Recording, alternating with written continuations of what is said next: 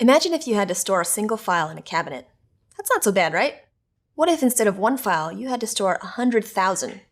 Can you see a problem here? Well, on our computers, we can easily store hundreds of thousands of files, if not more. Problem solved? Not quite. We have to be able to keep track of all these files. The kernel handles file storage and file systems on our machines. And in this lesson, we're going to dig a little deeper on how it does that. There are three main components to handling files on an OS: the file data, metadata, and file system. Let's start with the file system. When we have a brand new hard disk that we want to store data on, we need to erase and configure the disk. This way, our operating system can read and write data to it. This is important since it's how our operating system keeps track of files. So it must know what kind of file system is used. There are lots of file systems, and they're used for different purposes. Some file systems support the storage of large amounts of data, others only support small amounts.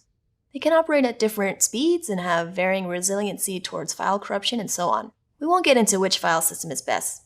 That's for you to decide. But the major OS manufacturers have their own unique file systems that they recommend. For Windows, the major file system that's used is NTFS. It was introduced in the previous version of Windows OS, Windows NT. And it includes many features like encryption, faster access speeds, security, and more. Microsoft is developing another file system called ReFS, but it isn't quite ready for consumer use just yet.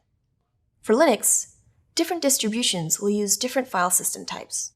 A standard for file systems for Linux is ext4, which is compatible with older ext file systems. In general, different file system types don't play nicely with each other. You might not be able to easily move files across different file systems depending on the file system type. A good guideline to use is just to use the file system that your operating system recommends. Another important part of file management is the storage of actual file data.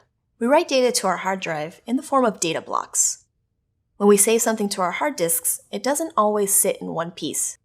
It can be broken down into many pieces and written to different parts of the disk.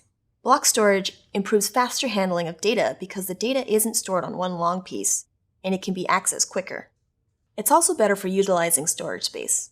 Lastly, we need to keep the metadata that contains the information about our file. There's a lot of information about our file that we want to know, like who created it, when it was last modified, who has access to it, and so on. The file metadata tells us everything we need to know about our file. It also tells us what type of file it is. A file extension is the appended part of a file name that tells us what type of file it is in certain operating systems. Take cool_image.jpg.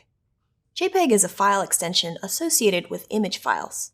You'll see different types of file extensions like this when you're working with your operating system. A working knowledge of file systems and the differences between them is a great skill to have in your IT support specialist toolbox. It can be super useful when you need to do things like recover data from damaged disks, or explore ways to boot from two different kinds of operating systems, like Windows and Linux, on the same computer.